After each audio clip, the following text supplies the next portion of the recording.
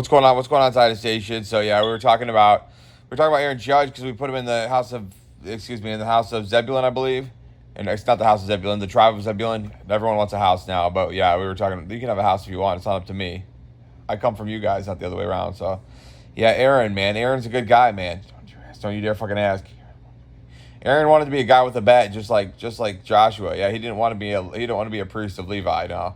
So we were talking about in Esther when the Jews killed everyone. What kind of weapons did they use, man? Did they use like pitchforks or what did they use? They probably use something like wooden clubs, man. I stopped talking about not it. Here we go. We're gonna play our session now. In warmth, Esther could only muster the courage to invite him and Haman to a banquet. The king promised Esther anything she wanted, even half of the kingdom, but Esther couldn't bring herself to fight for the Jews. Today, Esther sits on the precipice of that same decision once more, as she hosts a banquet for Haman and the king that same evening. The table was set, everything was perfect and beautiful. Now was Esther's moment.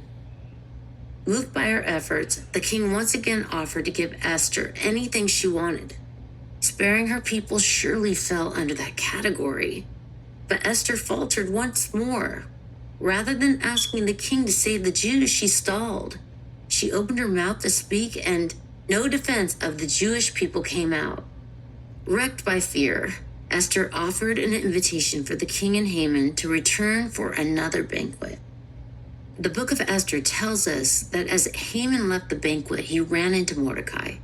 Once again, Mordecai refused to rise and bow. Haman burned with anger over Mordecai's disrespect. When Haman walked inside the door, he told his wife what had happened. An invitation to Queen Esther's banquet was an honor, but his rising status meant nothing if someone like Mordecai wouldn't recognize him the way he deserved. Haman's wife offered a simple solution. Why not just put an end to Mordecai? Haman could make an example of him. Just a few shrewd moves on his part, and he'd have the king's permission to impale Mordecai on a 75-foot stake for everyone to see. Once they saw his fate, no one would dare to disrespect Haman ever again. This was the answer Haman had been looking for all along, and so he set out to petition the king to allow him to move forward with this plan. Though it was late, when he returned to the palace, the king was still awake. The king couldn't fall asleep after the banquet. They just wanted to know who else was on the Yankee ship, man.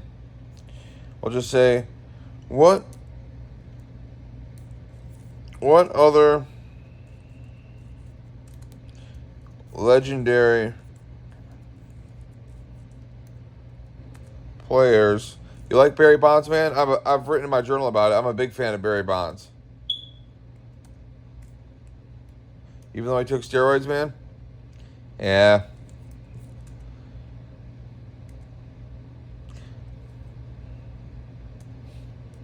Everyone wants to be the best they can be, man. So your final answer? Yeah.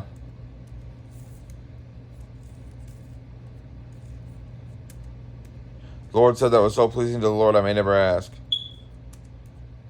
It would actually be wrong for him not to try to get away with taking steroids, yeah.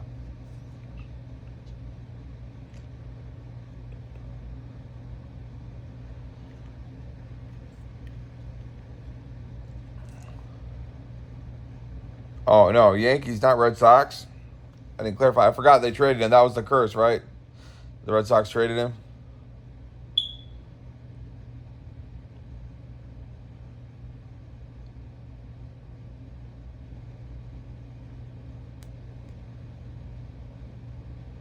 Murderer's Row. That's right. It was called the Murderer's Row. Everyone came in the past and don't ask.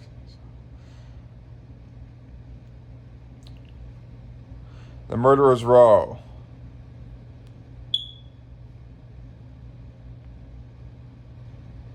Lou Gehrig is by far the most famous player who played alongside Ruth.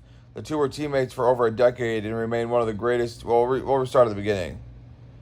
Babe Ruth played alongside many legendary players, especially during his prime with the New York Yankees, 1920 through 1934.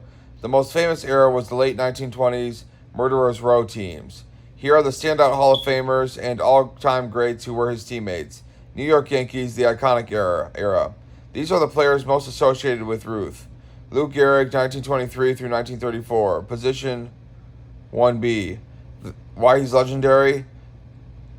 The Iron Horse. Ruth's most famous teammate and the greatest 3-4 punch in baseball's history. I don't know what that means. Sounds like they're describing a boxer. Tony Lazzari. Position 2B. Years overlapping with Ruth, 1926 through 1934. Clutch Hall of Fame infielder and key part of the 1927 lineup. They didn't say who played alongside Babe Ruth. They said who else was on the Yankee ship. Well, Earl Combs, you're right. Waite Hoyt, Herb Pennock, Red Ruffing. That was the Murderer's Row anyway, right? Something like that.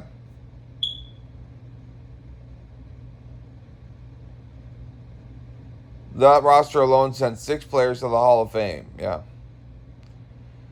So the Murderers Row, 1927 Yankees core: Earl Combs, Mark Koenig, Babe Ruth, Lou Gehrig, Bob Musial, and Tony Lazzari.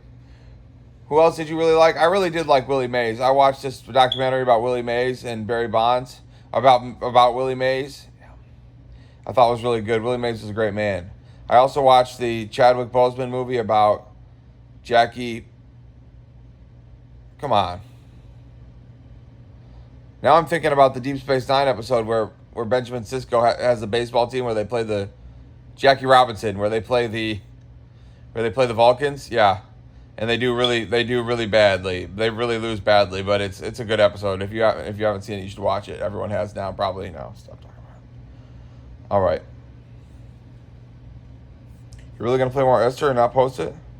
I can post it. All right.